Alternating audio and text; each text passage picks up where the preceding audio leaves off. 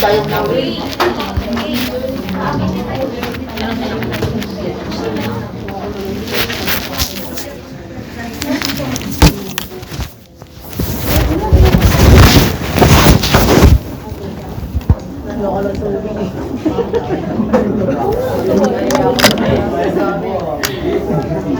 Mamaya na pagkakita.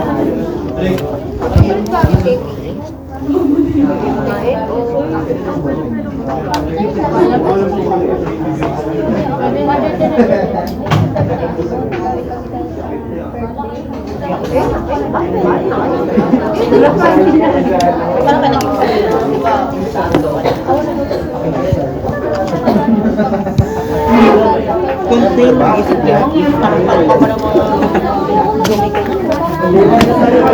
Ibang video na lang ang isip ko yun. Ito pinag-share lang yung birthday.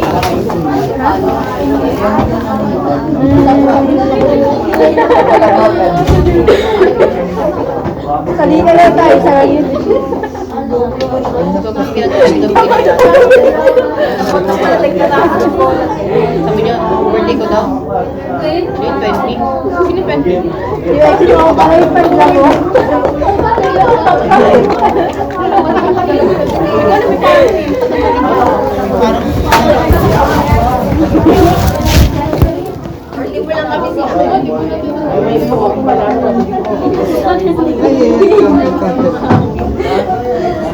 Ay, nga pala yung babae.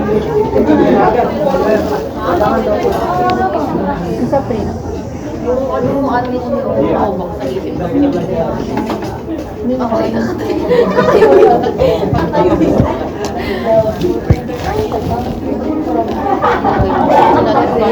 Okay. Pupunta lang ako tulad daw ng birthday.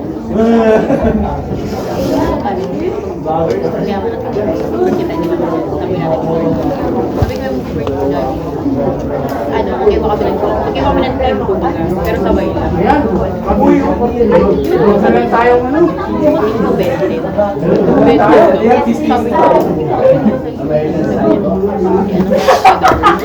Naglayo hindi mo masyado maganda yung pag-ibig natin. Naglayo mo masyado.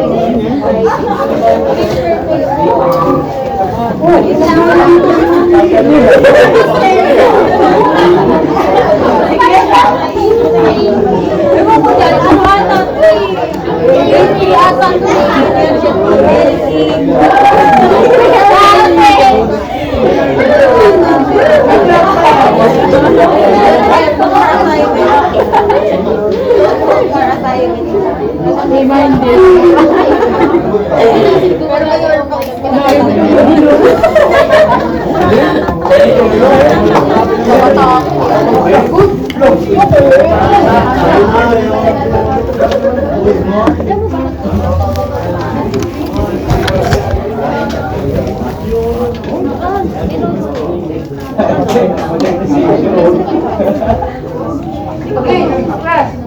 Welcome again. Nice to see you all after 2 weeks. Pagod din pala eh.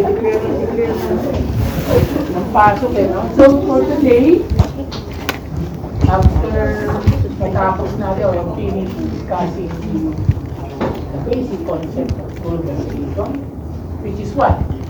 Natin when we talk about globalization, overview. We're talking about what? Huh? World? Yeah, global, of course. Ano? When we talk about globalization, we're talking about what? Sige lang. Kasi sabi ko nga, this is the foundation para we will course through sa buong course natin, fundamental that we understand what globalization is. Because the following topics that we will be discussing as we go along, will have its foundation back in chapter 1, which is globalization. So when we talk about globalization, we're talking about what? Yes. Progress. Ang progress ay pangako. Progress is the result. Pero ano ang globalization? Ha? Ano siya? Kasi magre-result siya into progress. May progress na una sa bansa dahil merong trickle down. Down. Effect. Okay? So, tatawid. Pag umaapaw na tatawid ang sobrang.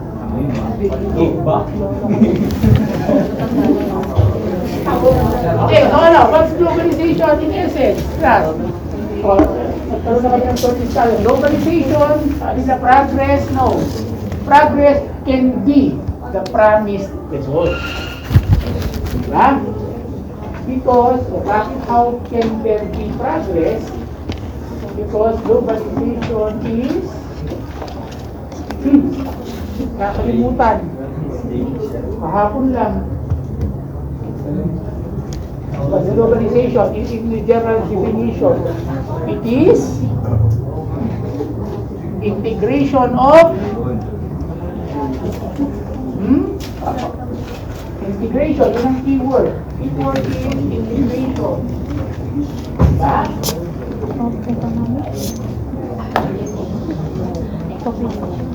Integration ng when you talk about integration, diba? It interacts, it combines, and it becomes one.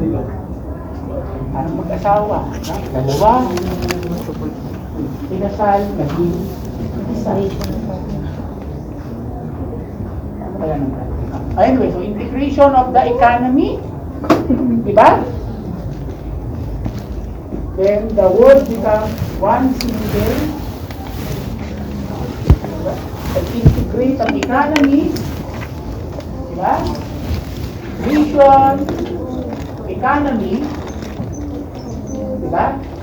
Integrates, it becomes the whole world, becomes single,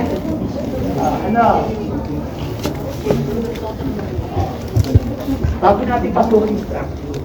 Before we do the structure, we need to understand why there is a structure, because globalization functions like this. Because globalization functions because of the integration of the nation's economy into one global economy, diba? From production, diba? Market, trade, people,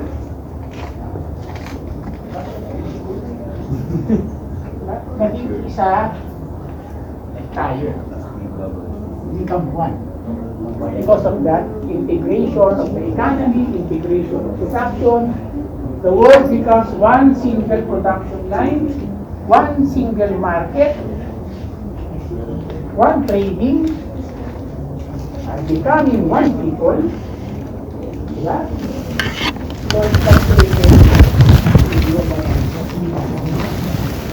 there is a free flow of, ang process naman ito, the process is nagkaroon ng free flow.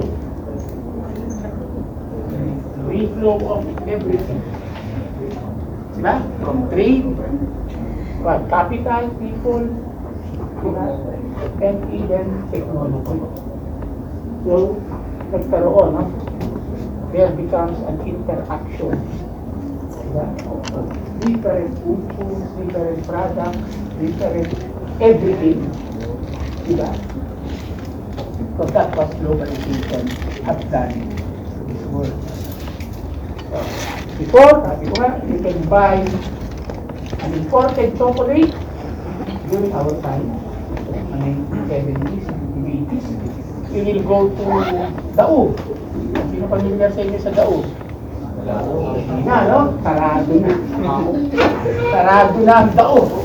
Before, we will go to Daug, located at the exit of San Fernando in Angeles, Inlets. Why Daug? Because there were the imported products coming from the United States because nandoon yung cartel base before. Wala na. Oo, inalis na ang American bases noong 1991. Inabot. Meron tayong US bases located in Clark and another one, the naval base located in Subic. Just besides Olong Gapo. So you can hear the stories about Gapo. Olong Gapo is where lots of bars and nightclubs are there. Still there because when the US warships arrived, all the American sailors had their next recreation in Olong Gapo. So there they had the important products from their ships arrived. So when you go to Dao, nandoon ang isang malaking tindahan ng mga imported products before. But now, di ba, in the fast pace of globalization, because of the integration of the national economy to world economy, yung imported na chocolate nasa SM. Di ba? MM, nasa Shopee. Nasa Shopee. Because, yun nga, no? Because globalization promised, di ba? Integration, technology, fast delivery of goods and services, di ba? Ang hindi lang simple fast, but timely. Diyan lang. And even payment, technology, diba? Sabi ko, a very good example of a simple globalized technology is GCash. Diba? Sa na, nasa ibang bansa, you can pay your dues, whatever it is, by using GCash. Maya. Another example, Palawan before, but later on, makikita nyo, nawawala na. Kasi hindi nyo napupunta, hindi nyo napipila. Dito na yung bayan. Hindi na nakasabay sa flow. Basta mayroong pila. So that's what globalization is. Importante yun kasi nga pupunta tayo. Now, sa ating second discussion, what are the structures of globalization? How do they manage a global economy? Diba? Tayo, iisip natin problema, how do we manage our own sari-sari store? How do we manage our own micro business? But here we're talking about how people manage the world economy. Of how is the world economy running? Because it cannot run spontaneously. There should always be a regulation.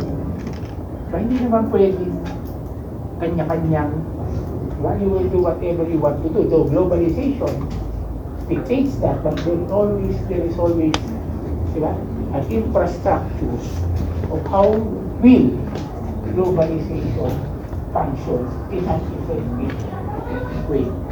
We will talk about the structure. Sabi ko nga, itong first 3 or 4 discussions natin, we lay the foundation in understanding the course of the contemporary world. Meaning, the modern world. So, iisa-isahin natin. Okay?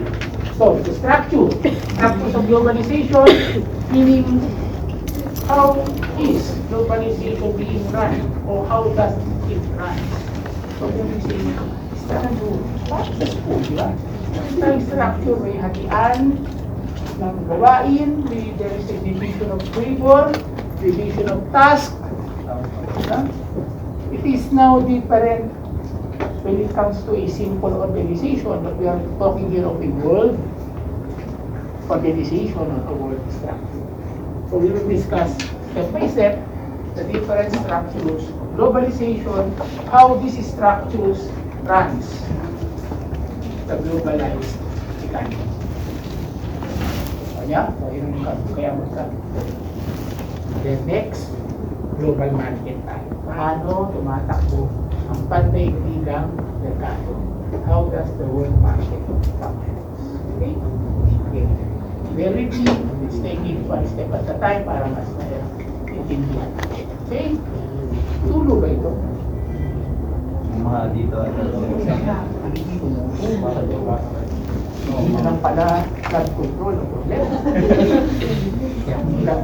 Okay, next. Ayan, so objective natin is define economic globalization, identify the players, yung mga structures nila, that facilitates, then define the modern world system. Ano ba ang kundong ito? Then articulate the stance on global economic integration. Later on, mag-focus lang ako ng question. It's up to you to have your own analysis. Is globalization really work for us? Based on its promises of progress and development. Okay, yun ang check. Okay? So, on the global economy. Ito, pinuot ko. Those who controls the economy controls the politics. Any explanation? mga mayayaman sila. Sila po yung Sa Tagalog, kung sino may control sa ekonomiya, siya ang may control sa politika. At pag ikaw may control sa politika, sorry ma'am, pag ikaw may control sa politika, ikaw may control ng kapangyarihan. So, sino may control ng kapangyarihan? Ang may control ng simple logic. If A is equals to B and B is equals to C, therefore C is also equals to A. Simple logic.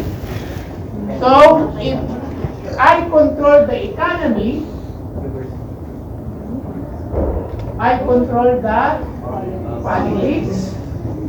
If I control the politics, I control the power. So therefore, economy equals to power. Tama? Right? Okay, before we proceed, so maintindihan niyo yung bagay na yun, I want you to understand.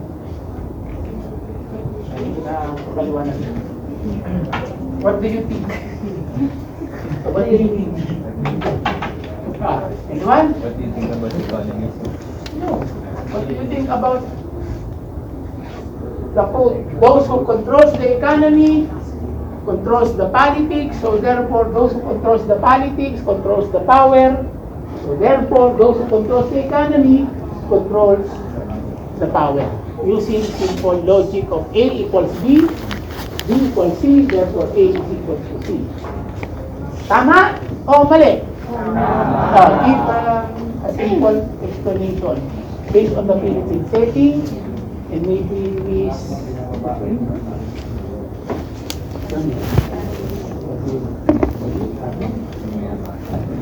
maybe Miss Carmelita can give an experience also in Miss Timor. Does Shana na controls the economic power in Miss Timor? We are not familiar, commander Shana na. Miss Timor. The very famous leader of the revolution in East Timor. Shana na Ismail, if I'm right? Sige, articulate. Kasi mag-proceed tayo. Yan ang puso. That's the heart of the structure. We will dig deeper to the structure, but the heart is the foundation of those who controls the economy, controls the politics. The Philippine setting, who controls the politics? Ever since. Who controls the politics? Let's start from Cory. Yung Cory na lang, kasi baka hindi nila inabot yung mas lagpas pa kay Cory, no? Cory. Hindi na rin ginagawa si Cory. Si Cory na upo after the People Power Revolution in 1986. Kaya, after Cory, Fidel Ramos, after Ramos, Erap, bumagsak si Erap, pumalit si Gloria, Pinoy, after Pinoy, Duterte, after Duterte, Bongbong Marcos. So if you will take the landscape of politics in the Philippines, who controls the politics in the Philippines? President.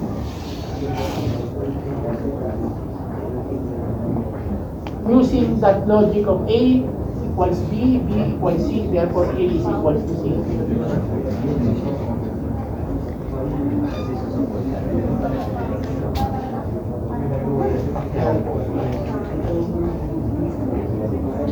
Again? Okay. Sige na.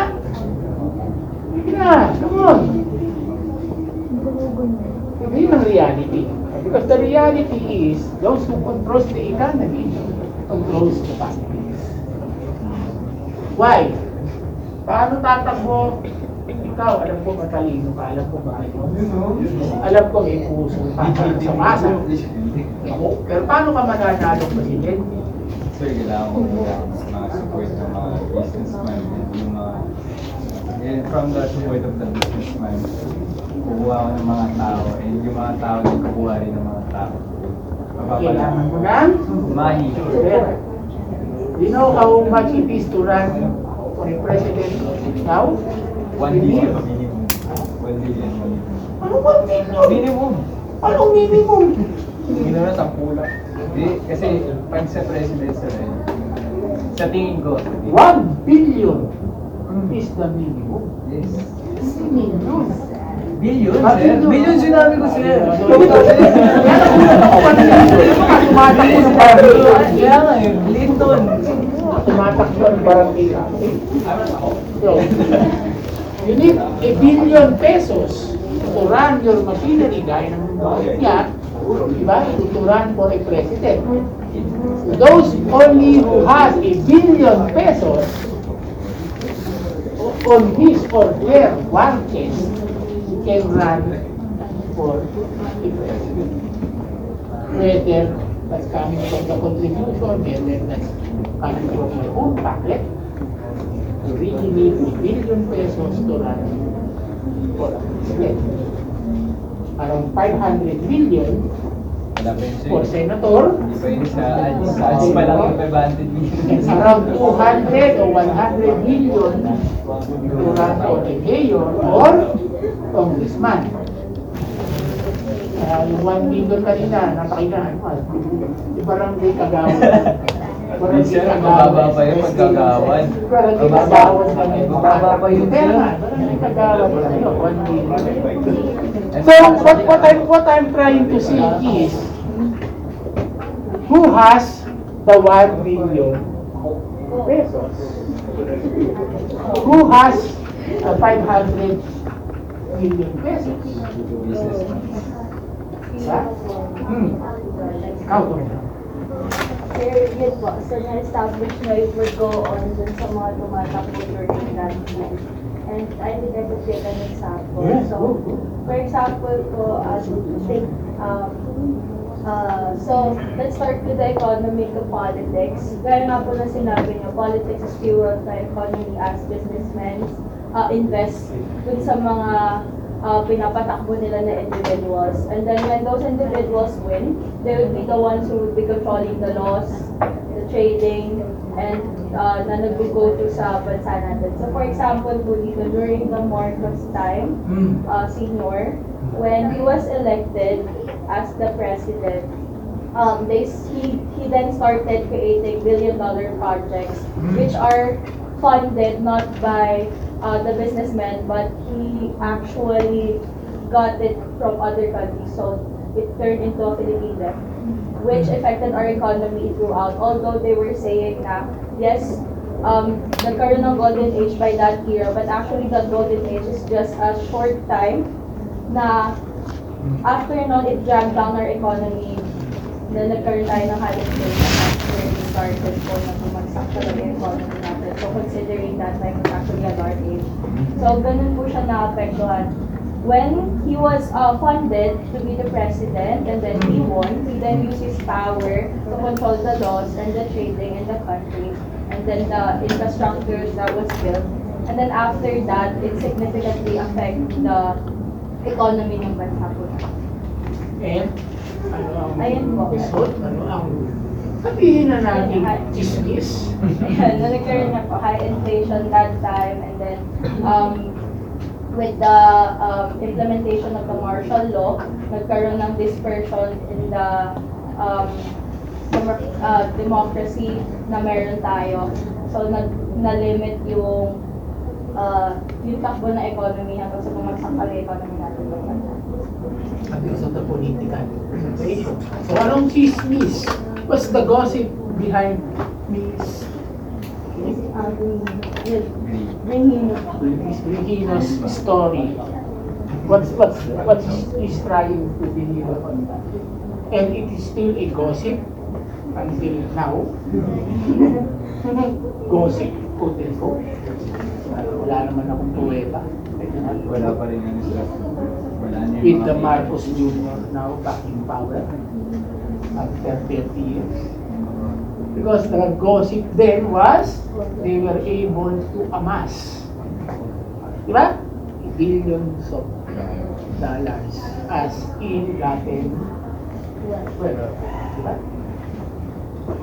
They control the economy during that time. And Ferdinand Marcos Sr. declared martial law to perpetuate his power, diba? Permanently. Inabot ko. Binatapan niya sir. Fourth year high school. Paalam ko kasi ay sa regulation. Ano na? Yun o. Baka nakikipagbatwa ka. Nakikipagbatwa ka na po mag-aaral. FJ College yata. Nakikipagbatwa ka sir. Sabi ako ito mag-boga. FJ College na kami na. Baka po Excited nyo na kami. nag-aaral. Ayun, so, therefore, if we just have this an expression of those who controls the economy, controls the politics in the Philippines setting, can it be also those who controls the world economy, controls the world politics? Diba? So therefore, the integration of the economy being promised or being done by nobody is also a consolidation of power. So what do you think? Sasagutin. Will not be answering that? Because we that is a question. Okay, next. Again, let's go back to history. Before, long ago, we have already discussed that globalization is happening long before. It was just not yet called globalization. I think the Great Silk Road exists before the Ganyan Trade. Because the Great Silk Road crosses from Turkey, am I right? Going to China. And on the Great Silk Road, it all started by silk trade, diba? From the Middle East, going from China to Europe, and later on it developed into a general trade, not just silk, but all other goods that they can carry using camels, caravans, carts. And that road from Turkey to China becomes the famous trading road. It all started with trading silk, so it was called the Great Silk Road. But in essence, it is the very, very famous trading road. Daan. Until now, China is trying to revive the Great Silk Road by building a train to interconnect two continents. Because globalization, why? Because they want to integrate the whole economy. Kaya I'm always going back there. We need to understand that globalization is integrating the economy, making it only as one. Okay? So before that, there is what you call free trade. It was not yet called globalization. Of course, during that time, there's no such word as globalization during that time. But the essence of globalization, when there is a free trade, the free flowing of trade, goods, maybe there's no capital yet. Wala namang pera pa. O meron, there is also money.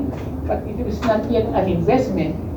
So there is really a free trade before long ago. And the garden trade is because even our forefathers is already having a trade with neighboring nations. If you can call that nations or countries before, but there is already a trade. We have our trade in China, we have our trade in Malaysia, and if you will go back to our Philippine history, Philippines was once a part of the Great Empire. The two great Malay Empire that the Philippines was once a part, ano yan? Balik tayo, Philippine history. Kasi para ipakita na meron talagang global trade. Global in a sense, kasi yung part na regional trade. We can call it a minimum of regional trade during that time. We were once part of the what? The Sri Visayan Empire and the Madhyapahin. Diba? Tama ba? Wala, nakalimutan mo. Absent. Tinuro. Diba? Absent. So yeah, so meron na. So what do you think is the reason behind it? The same reason naman that exists also today. Medyo complicated lang today. But during that time, there is really a concept of having trading with your partner. Because there is no monopoly then of products, so they want to taste the products of the other neighboring. And with that, constitute a free trade. Okay? So before, there is really a concept. I'm discussing a concept because there is no such thing as globalization during time. But there is the seed or the concept of globalization long before. Okay? So, let's discuss now the premise of this is a world trade, this is a free trade, and they want the whole world to be one production line, one market, and one world. So, who are the players that guides or involved in the process of interconnecting the world in all aspects? From political, cultural, and most importantly, the economic aspect. As I was saying, isa itong malaking trade. So merong may nagmamanage. Diba? A certain activity cannot function well pag walang place na management or structure. And we call that structure, behind that structure are the players. Sino ngayon yung mga tao ito? O sino ang mga bagay ito? So we're talking about one, letter A, the international organizations. Okay? So this promotes voluntary cooperation, and coordination among member states. So under the international organizations, we are talking about one, the Intergovernmental Organization or the IGO, or the number two, the Supranational Organization. Nasa textbook naman yan, pero hindi tayo masyado mag-google, no? So, what is an intergovernmental organization? IGO na nagmamanage ng buong mundo, composed of nation states that promotes voluntary cooperation. However, the decisions reached by the organizations are not enforceable to member states. Meaning, this is an organization where member states can participate, can formulate policies, but you are not obliged to follow. Of course, dahil bahagi ka ng buo, you have the moral obligation to parang dito lang naman yun, di ba? Nagawa tayo ng policy ng school o ng campus section natin. Contribute tayo. So, everyone is not obliged to follow, but kung tayo gumawa, di ba? Ito maninubig ka, pero tumunod ka. Eh tayo naman ang, di ba, gumawa nito. Yun ang irony, di ba? So, agreements, treaty, or convention, if ratified, ito yan, if ratified by the member state, law should be passed by the member state that ratified it. Ang ginagawa naman dyan, class, once a policy was crafted in this intergovernmental organization, you need to ratify it in your home country. And when you ratify it, when you approve it, you need to craft a law implementing that policy. Complicated, kasi ng-politics yun. Pero para makuha nyo lang, there is a convention, international convention, the Philippines will ratify that convention. If the Senate will approve that convention, we need to craft a law that should implement the convention. So, gano'n ang process. Yung sinasabi lang, not obliged, but you have the moral obligation to follow. So, the Philippines will craft a law that will implement the said convention. So, ano-ano mga intergovernmental organization niya yan? The World Trade Organization, the World Health Organization, the International Labor Organization, the National Civil Aviation Organization, the Asian Development Bank, etc. Marami yan. Isang daan yan. Itong mga organization na ito ay pinagsasama-samahan ng iba't ibang gobyerno, different member states, and they craft an agreement, and that agreement, though we are not obliged to follow, but once ratified by our own Senate, we need to craft a law that will implement such agreement. For example, ito, mas madali niyo maintindihan. When the world COVID, di ba? When COVID was rampant in 2020, the World Health Organization developed a vaccine, di ba? That will, di ba, be disseminated to each and every country to prevent the spread of pandemic, di ba? COVID. But not all, di ba, are obliged to have their own vaccination process. Once niratify ng bansa natin yun, sige, sumunod na rin tayo sa vaccination. And of course, everyone follows kasi maganda naman yung vaccination. So, ganun ang process ng implementation yan. The International Labor Organization, once a convention also is ratified, the Philippines have to craft a law implementing the ILO convention. And for example, the latest convention ng ILO, maganda, kung pamilyar kayo, basa-basahin nyo, di ba? The Complete Eradication of Violence Against Women. Convention 190. Siya daw, Complete Eradication of Violence Against Women. So, maganda. So, once niratify yan ng Senate natin, niratify na under ni Marcos, then the Philippines are obliged to craft a law, diba, implementing the complete eradication of violence against women. Okay?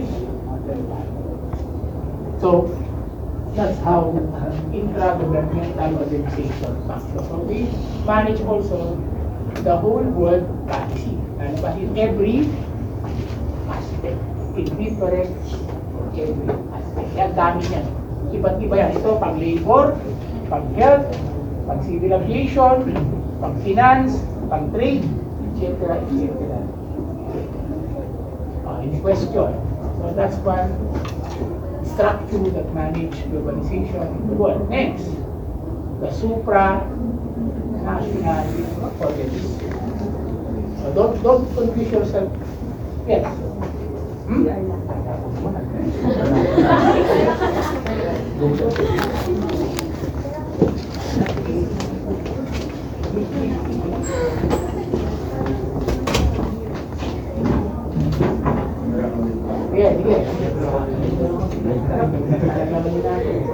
Tatlong oras natin talaga dito kasi maintindihan ng globalization. Sige.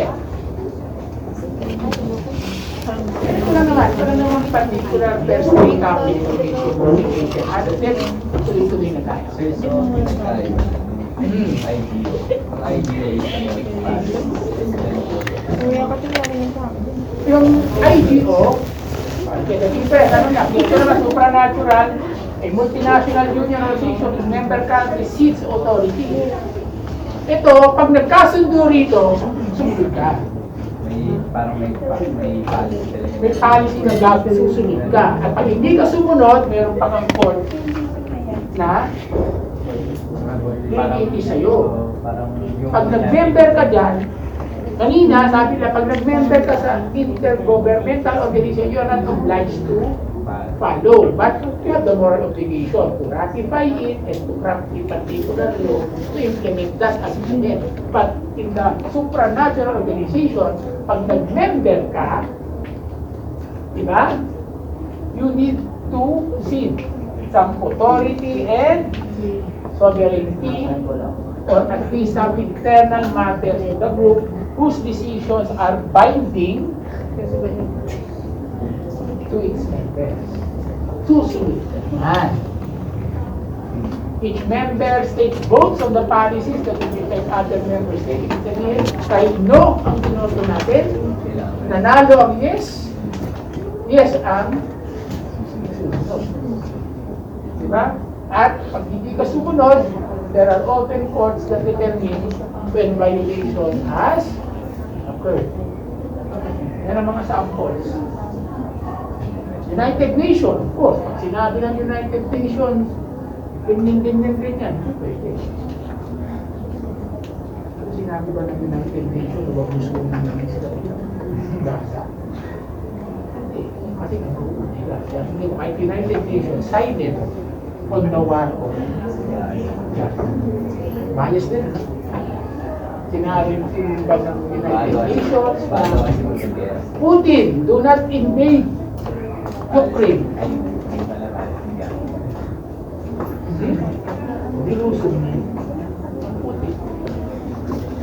Because the difference is in when this supranatural organization decides on something, all member states are allowed to follow. But the bias of it is there are some issues and concerns that they will not decide on them. Kasi nga, every member state will decide to do that. Like for example, there was never a decision of the United Nations stopping the war in Gaza. Tupong pala ng bomba. Pabayan na naman. Israel. Ha?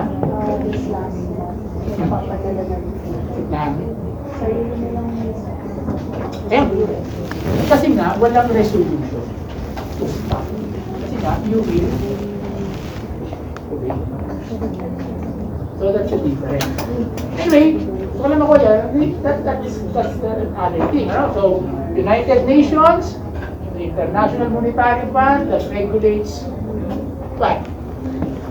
With the International Monetary Fund, it regulates loans. Country loans, sabi niya, conditions for loaning is what? Kung binabasa niyo ang mga conditions ng IMF World Bank, 20% of your GDP should be channeled to debt. Okay? Then the European Union, isang sample ng European Union where everyone is obliged to follow what? A very simple sample of everyone should follow the policy ng European Union. Actually, there are two things na very common. Simple example. Ano? Whether it is to car, a passport. No, passport is international. Dito yun. Policy ng UN yun, wala ang passport. Pero hindi lahat may visa. Sa visa. Ang US, mapupunta rito, walang visa. Pag ikaw pupunta sa US, matakot-takot na. Para kasi mag-visa. Bias. Oh, ano yun? Ano yung sa European Union? What is a very simple explanation or sample of a policy that everyone is obliged to follow is applicable in the European Union and also applicable in the Association of Southeast Asian. What is that? Two simple samples. One, visa. The Schengen visa. Pamilya kayo sa Schengen visa? Di ba kami na-OBS? Mali ang sample ko. Pamayaman O, Schengen visa, di ba? Isang visa lang ang kailangan. You only need a Schengen visa to travel to whole Europe, which is a member of the European Union. Diba? You will apply for a Schengen visa, you go to Paris, and once you reach Paris, you can travel to the whole European Union just having one single Schengen visa. Meron. Really limit tayo. Ay, of course, your stay has a limit, but what I'm talking is the visa. Of course, you only have Visa kami. 1 month of stay if you are a 1 month lang, sir. 2 months. Then you can be granted a multiple entry. Right? So another thing is the 10 years by the euro. Diba? Isa na lang ang kanilang pera. Diba? But though the French franc is still recognized in France, the Spanish peso is still recognized in Spain, the Belgian franc is still recognized in Belgium, but you only have 1 euro. Diba? If you have a euro, you can pay it, diba, from Spain to hanggang France. Using one single. So yun ang policy na ginawa ng European Union, which everyone is kaya nga ang Britain umalis eh. So hindi nila nire-recognize ng euro. Hindi sarili sila British pound. Ha? In sa ASEAN, we follow that Schengen visa. But it is not a visa anymore. Kasi when you travel to any countries na member ng ASEAN, you don't need a visa. Right? Pag pumunta ka Singapore, punta ka lang. Tatakan lang doon. Pagdating mo, punta kang Indonesia, o diba? And again, East Timor, we are really free to go to East Timor because East Timor already now is a member of ASEAN. So we can go to East Timor without any visa. That means coming into your areas, we have a student visa because you will stay here for a long time and you will study here. But as a tourist, as a free traveler, we don't need a visa to go to East Timor. Okay, let's pack our things and let's go to East Timor after the okay? Para pumunta lang ng Quiapo, just like going to Quiapo, ano? Let's pack our things and let's go to East Timor. Yes, we can do that. The problem is, you need a plane fare. And we need a hotel to stay there. Maybe we can stay at yes, you fit your house, you go there.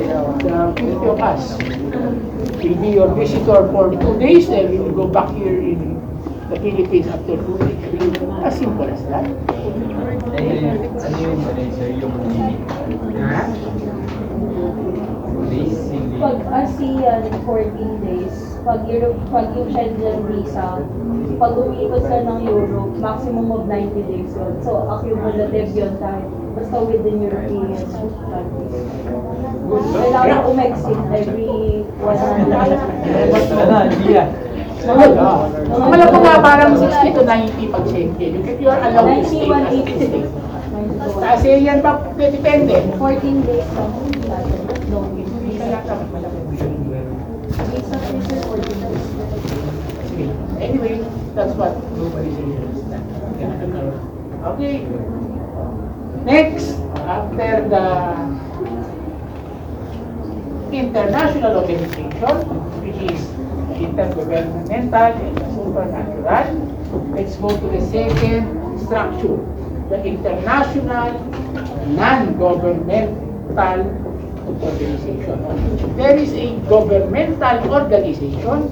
There is also an non-governmental organization that also coordinates different functions in the global world. But this non-governmental organization mostly focus on specific issues around the world. Hindi naman nila nasasaklaw ang lahat. Focus lang sila sa particular cases. Diba? Like for example, hunger, diseases, piracy, inequality, etc. Non-profit voluntary organizations, which sometimes are funded by philanthropists or through partial government. Ano yung plan? Philanthropist. So what is a philanthropist? So ano na? Fundamental definitions pala kailangan. What is a philanthropist? So pag sinabi, ay, ito philanthropo. What is a philanthropist? Hindi na. Hindi lang.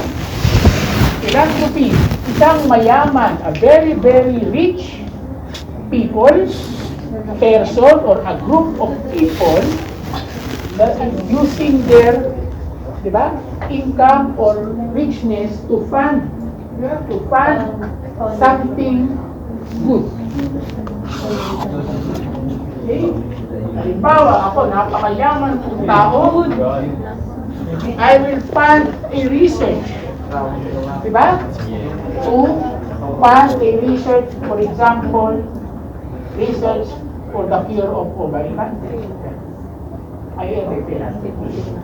Sabi mo yan, in Tagalog? Pagkawang-gawang tao. That is a good definition of philanthropy in a Filipino setting. Pagkawang-gawang tao, you will fund, you will use your money, your richness, diba, to fund a cause. That is a philanthropy. So usually, ang mga non-governmental organization that focuses on particular issues are sometimes funded by a philanthropist or partially funded by government. Ito tinanggal ni Trump, pero malaki ang nagagawa nito sa buong mundo. But Trump, diba, tinanggal ni Trump ito, yung US aid. Nandiyan ba kayo? USA, di ba? USA. Yung tinanggal ni Trump, di ba? US aid. United States aid for international development. Ba't tinanggal niya lang yan? Kasi yan nagpo-pondo ng mga ilang research, di ba? Ilang development project, mostly in the African continent at dito rin sa Southeast Asia. Okay? Sige. Bibili tayo rin. So, example of that, may Amnesty International. The Amnesty International mainly focused on human rights. What's happening or violations around the world. Another good example is the International Committee of the Red Cross and the Red Cross. So, yan po yan ha. Hindi lang siya Red Cross. Mas proper na siyang tawagin Red Cross and Red Crescent. Why? Na? Bakit ngayon meron nang nilagay na Red Crescent? Hindi na lang siya Red Cross. O pamilyar yata kayo, Red Cross. O, pero politically correct, Red Cross and Red Crescent. O bakit? Sina? Why? Why Red Cross and Red Crescent? What is a crescent?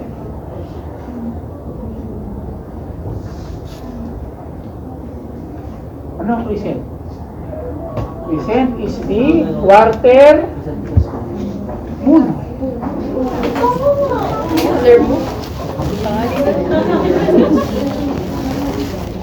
The red crescent is the quarter moon. And that symbolizes what? Symbol niya religiously ng ano? Ng Muslim brothers natin. Tama ba? Tama. So, the crescent is the symbol of the Muslim faith. The cross is the symbol of the Christian faith. So in the world, di ba, meron ditong dominant ng Christianity and Muslim. So yung Red Cross, isang non-governmental organization that responds to crises and needs of people, both in the Christian and Muslim world. So in nila, the International Committee of the Red Cross must properly Pero have matagal Red na, Cross and Red Cross. matagal na kasama yung Islam sa Red Cross. Okay, pero in recognition. No. Kasi pag cross, hindi naniniwala ang mga Muslim brothers natin on the side of the cross. Politically, accommodating it to appointed elders, pagkakasin na natin, Red Cross. Okay? So yeah, non-governmental organization. Okay, next. C, ito ang palalawigin natin. The large manufacturing corporations. These are defined into two. Tinatawag na multinational corporation or the MNCs. And number two, tinatawag na transnational corporation or the TNCs. Para hindi dumami ang slide. So, ano ang isang multinational corporation? Fundamental ka. The keyword is multinational.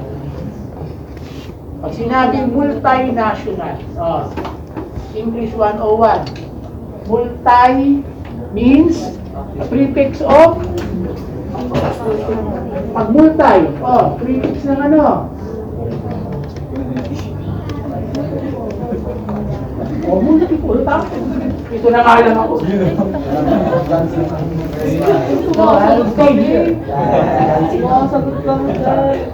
Multinational corporation because multinational. It consists of different nationalities or many nationalities.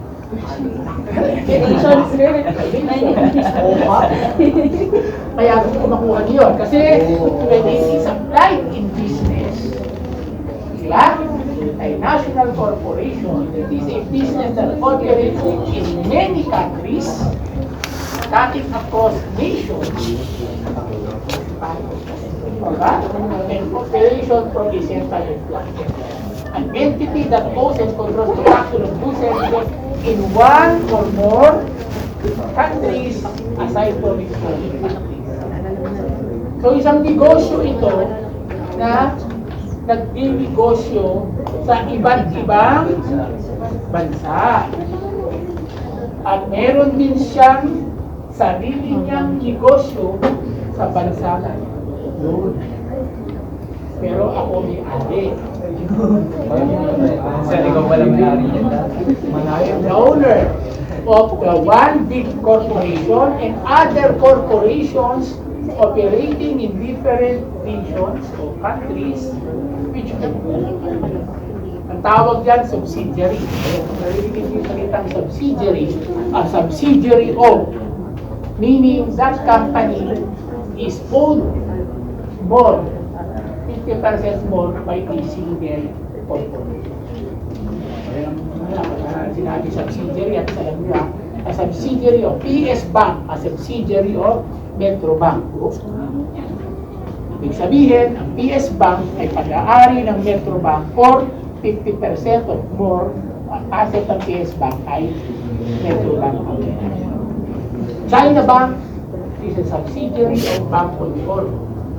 May siyang bangko, pero may-ari ay mostly controlled. That is the multinational corporation. Either papuntang Pilipinas o palabas na. Bakit natin? So yan. Examples ng multinational corporation. Ay, ako. Crab. Race sa US, akala mo crab, keso lang. Tama? Pero hindi mo alam, kanila pala pag-wearing, kanila pala yung gamit, so on and Kala ko yung tayo galing sa yes, right. PNG.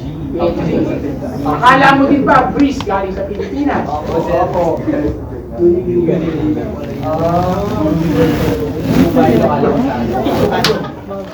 Multinational corporation which they operate outside their nations and they even own different factories for products in different nations. So yan ang isang example. Nakikita mo lang Coke, soft drinks, may Coke naman talaga dito. But under Coca-Cola, they own Fanta, Pepsi, at Quaker Oats. Pepsi pala yun. Hindi natin alam. Diba? Mars, akala lang natin chocolate. Chocolate flavor. Pero, marami pa rin pala silang ibang product. That is a multinational corporation. Okay? Balik lang tayo. Multinational corporations at mga businesses operate sa isang lugar, nag-i-expand sa other lugar at meron na silang mga business pa na ibang lugar, diba? Pero sila ang may-ari na hindi lang natin nalalaman. Ano naman ang transnational? So parang, actually sa totoo lang that it can be used interchangeably because some multinational corporations are also transnationals and some transnational corporations are also multinational corporations. Hindi ako complicate na to ha, pag-isipan niyo mabuti. Pag-bilhin ko sa quiz to, o sa exam to, paliwanag niyo ng mabuti yan ha. The keyword is transnational. Kanina, multi-national, nagpupunta ka, sa ibang bansa, nag-i-invest ka, multi-nation. Multi-nation ganun. Ito naman, trans-nation, transnational. Ibig sabihin, extending or operating across national borders, extend operation beyond national boundaries. Ito naman ay, may negosyo ako sa Amerika, ako yan, magtatayo din ako ng the same negosyo sa Pilipinas. At sa buong mundo. At ito naman ang sample natin. I will also establish the same business, di ba? On different nations. Kaya, cutting across borders. Multinational, of course, cutting across borders, if you are investing in different businesses, but owned by the central business. Transnational, pwede isa, o yung mga branches ka, diba? Bansa. Okay, so, example, ayan. Example lang naman. Example lang. Diba McDo? McDonald's is a US product. You can find McDo anywhere. Diba? Pero alam natin, hindi lang McDo ang pag-aari. McDo is an example of a transnational corporation. Jollibee can be considered as a transnational corporation right now because from the Philippines, it now has many branches around the world. I think that's right. Jollibee can be considered also a transnational corporation. Samsung, dami. CEO natin, Sony, Nike, Adidas, Nokia na wala na.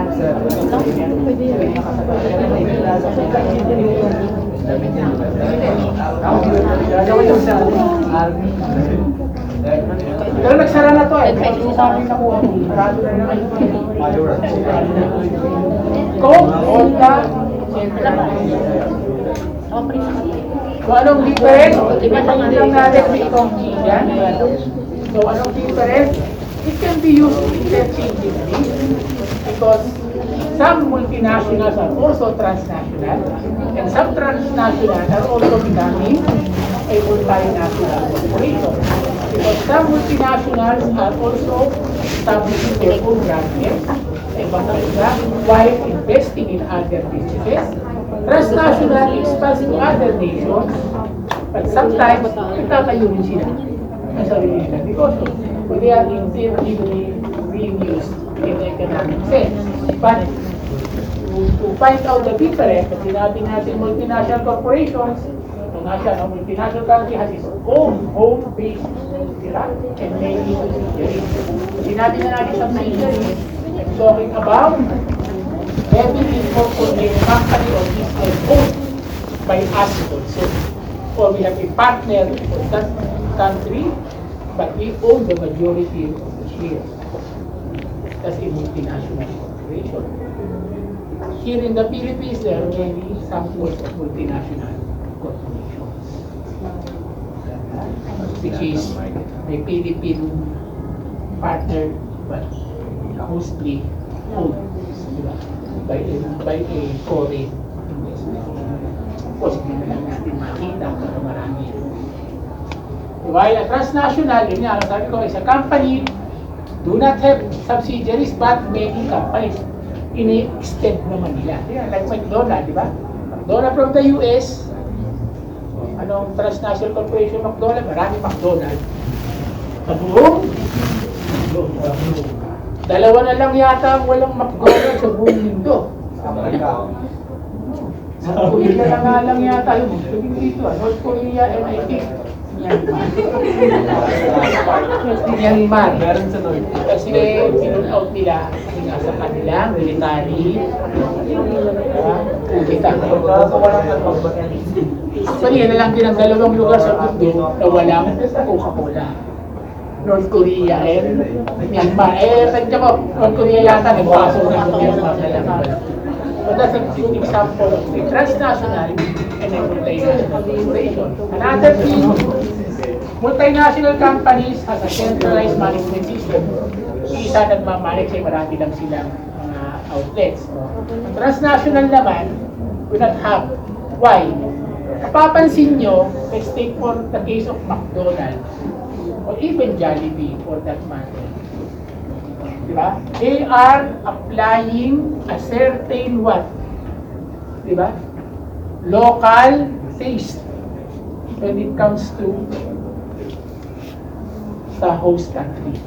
Mapapansin mo, iba ang lasa ng McDonald's sa Pilipinas pagdating mo sa McDonald's sa bakit? Kasi nga, nag-a-adapt. Kailangan nilang the same brand, but they need to adapt on the particularities of a host nation. Ang Pilipinas, mas more on matamis. Kanin. Sa ibang bansa, matabang, walang kanin. Kanin. Pero pakdo.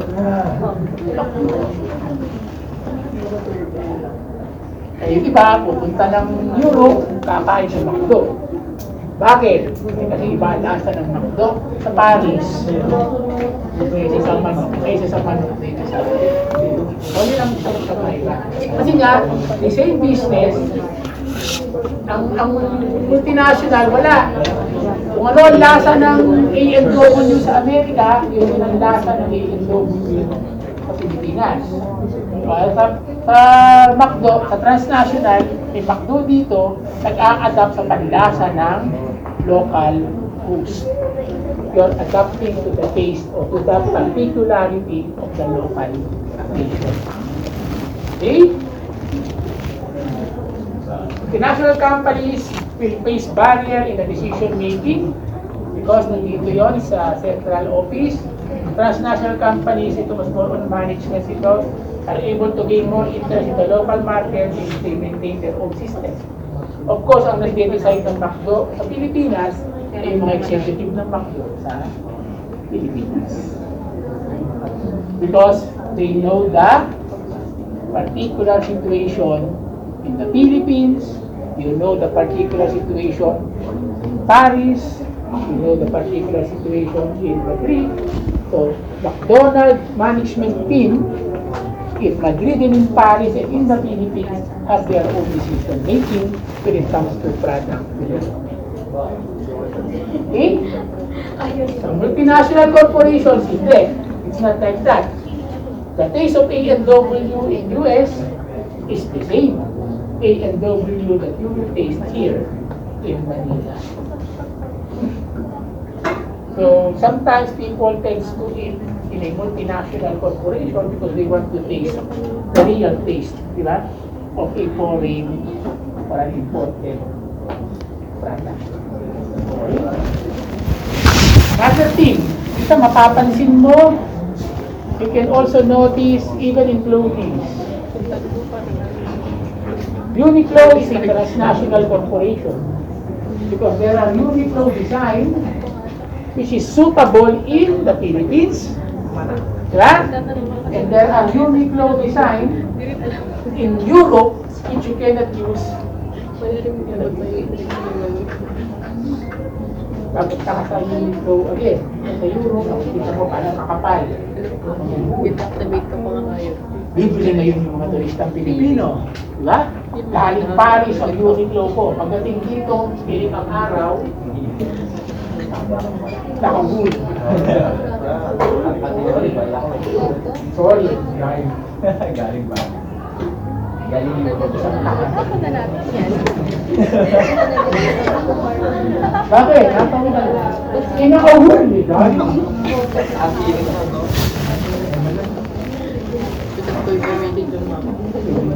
Diba kasi yung Dumating dito, abri. baka nag-iba yung temperature. That's how the transnational corporation. Minsan meron. Sapatos, minsan mapapansin nyo, di ba? Iba model doon sa mga model na nandito. Kasi minsan nakadesign siya on a particular situation, di ba? Europe, medyo malamig. Siyempre ang mga materials is good for a cold atmosphere, while in the Southeast Asian region is more on a tropical, di ba? Application. So that's what it is in a transnational and a multinational. Okay? So at a glance, yan, ano ang role ng MNC? At PNC, sinortat ko na lang ang multinational corporations and transnational corporations. At a glance, it promotes investment. Provides the extra or increased capital from domestic capital. Why? Can anyone tell you? Multinational corporation encourage or promotes investment. Totoo hindi? Right or wrong? Right. Iris Timor, di ba? May policy yata sila na nag-encourage ng foreign investment. Because, why? Because they do not have sufficient capital yet, diba, to develop their own nation. So what they need is an extra capital, diba, an extra investment to develop their economy. So that's what multinational and transnational corporations do to a certain country. Hindi kaya, no? There's no capacity as local investors to develop their own economy, so they need extra capital for to augment, di ba, the existing domestic capital. So yun ang isa. Okay? Two, technology transfer. Tama rin ba yan? Tama naman. Kasi pag nag-i-invest, when the multinational corporations or transnational corporations invest in your country, they bring along not just capital, they also bring along with them what? Modern machines and modern technology which will benefit our own. So, dala nila, kagamitan nila. They have that. No? They have their machines, with technology, they've established their factories here, using their own technologies because that's what they need for their own quality of product. Ha? Third, ito, controversial. Hindi ko pinapalitan ng libro. It promotes export. Oh, when you talk about export, ano? Difference ng import at export. Yes, basic. Basic ano na naman tayo, ha? Difference of import and export. Kasi it promotes export. So, hindi siya nagpo-promote ng import. Pag import, pumapasok. Mula sa labas, papasok sa imported. Hindi ay import. PBA. Kaya import ang tawag iba sa PBA. Kasi galing sa labas, maglalaro sa PBA. So, meron pang import. Okay, the concept of import is a product coming from the outside going inside your country. And when it comes to export, it's the other way around. The product produced here in the country being delivered to other countries. Okay? So MNC investments and technology transfer develops product and promotes export. So yung mga produktong ginagawa dito, dinadala sa ibang bansa. In a concept, that's good. But what is an export in essence? Diba? If you produce here, you sell it outside the country, diba? The sale is nasa iyo, kasi ikaw may-ari dito. Eh pag multinational, if it is a multinational corporation that produce here and export it back to the US, nasaan ang sale? Lugi talaga sila. Lugi tayo dito. So yung kita na in-invest nila dito, ginawa nila, in-export nila sa kanila, nasaan ang kita? Kita ng company, ang company ay Hindi pa naman yung economy natin. Tama nga. Hindi ko rin alam. Mahirap rin. panupo din. Mahirap rin. Okay, masaya lang tayo. Kung naiintindihan di ba? Kwento ko ng kwento dito. Ano na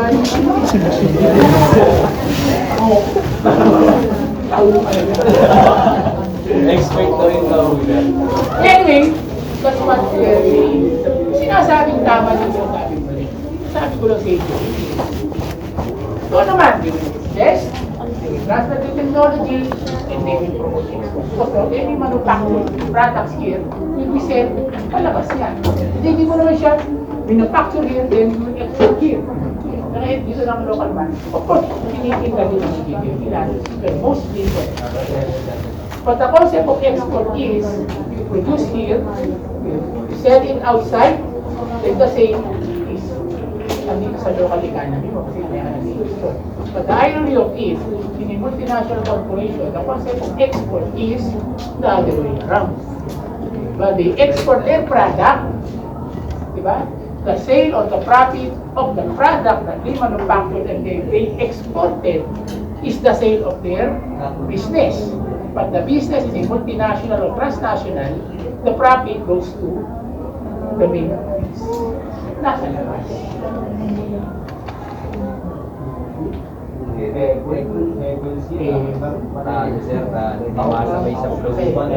So, yeah. Kasi, the modern world system, haba ng paliwanag sa libro na. Simple lang naman.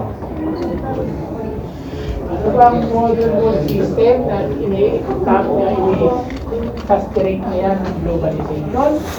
According to Immanuel Webster, 1974, as early as the 1800s, may writings na, yung mga dinig dyan, diba? The modern world system is essentially a capitalist system. So let's dwell into that. Medyo controversial at medyo kasi ito yung puso ng globalization. Kaya ko gusto maintindihan ninyo yung globalization on the point of view of free trade. Diba? Free trade, developing one single production line, developing one single market, one movement of products and services. Because what? It is run as a business. And business is a form of a capitalist system or relation. Ha? Kasi, pagka ikaw ay namumuhunan at nagre-negosyo, you are a capitalist, you are investing and you are creating your business. The first things first is you will develop your own business, and second, you will expand, diba? Cutting across any border that you can. Dati nagsisimula ka lang ng iced tea mo, sa bakuran mo, Ako, anong gagawin mo?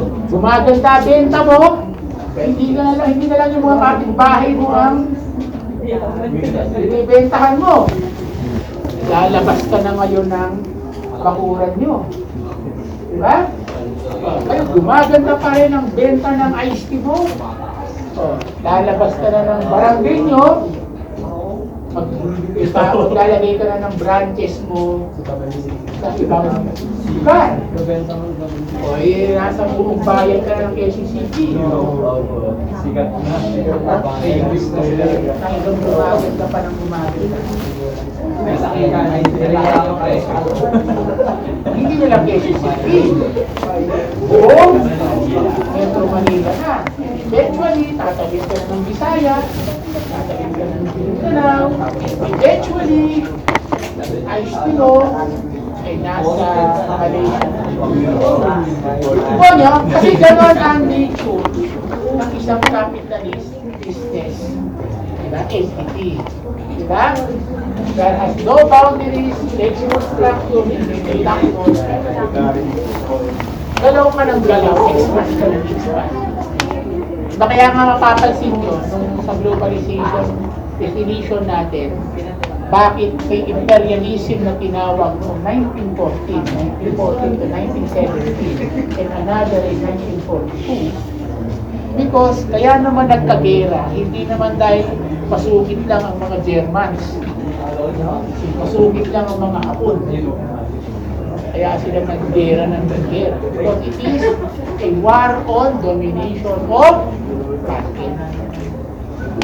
Dahil hindi nila ma-resolve ang hatian ng market at that time, they resolved it into war. Okay?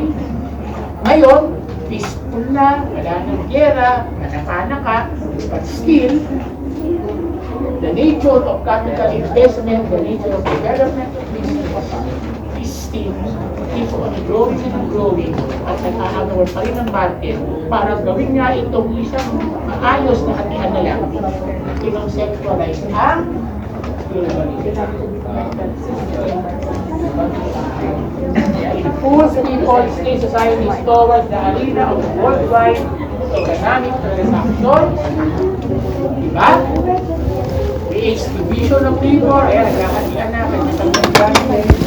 And the main agenda is what? Ano ang main agenda mo pag nagpapalapad ka na nagpapalapad ng business, papalaki ka na yung papalaki ng sale?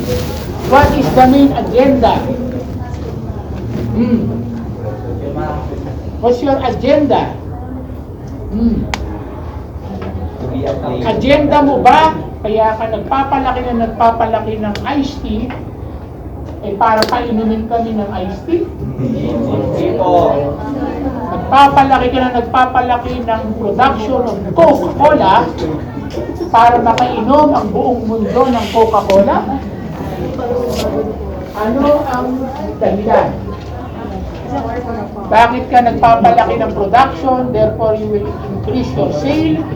Because it increases your what? Money? Term for money. When it comes to business, what do you call that money in a business sales? income, another word for income. Okay, so anong agenda behind this?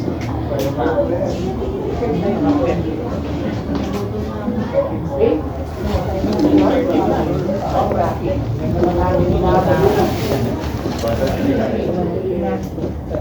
So, in essence, is this globalized world is doing?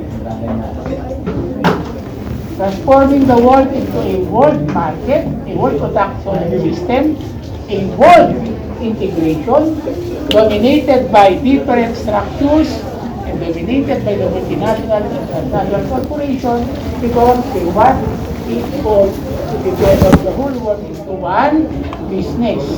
And when it comes to business, the world system, the capitalist one, they want it to gain more. Tubo. Malamang. Malamang. Okay, so, ayan. Finish natin. So, online natin itutuloy ito. Piraso na lang ito. And hopefully, bigyan natin ito. Okay? Sige, lahat ba nakapirma na? Yes. Yes po. Pagbalik natin, mag-review lang muna tayo. Okay po.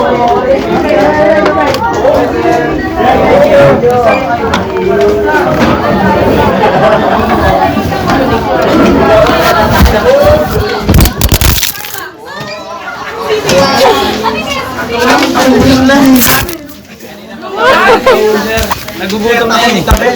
Global tayo mag-iisip.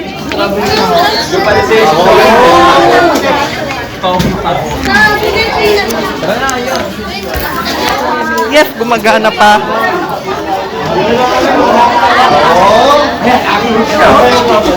Ako.